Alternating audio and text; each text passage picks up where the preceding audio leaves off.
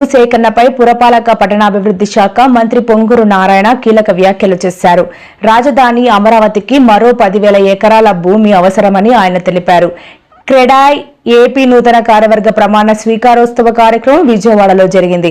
ఈ కార్యక్రమంలో ముఖ్య అతిథిగా పాల్గొన్న మంత్రి నారాయణ మాట్లాడుతూ అమరావతిలో అధికారుల కోసం 4,000 ఇళ్లు ఏడాదిలో పూర్తి చేసేలా చర్యలు తీసుకుంటున్నామని తెలిపారు.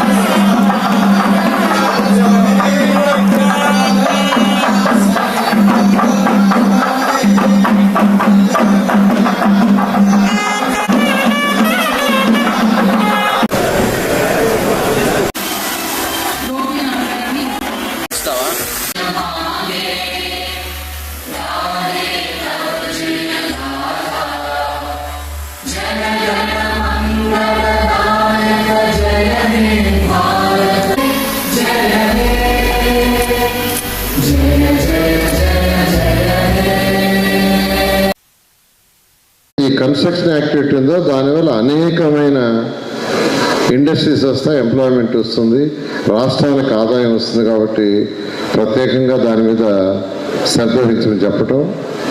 మీరు క్రెడాయ్ సభ్యులు మీరంతా నా దగ్గరికి అనేక సార్లు వచ్చారు, అనేక సార్లు డిస్కస్ చేశారు. నేను కూడా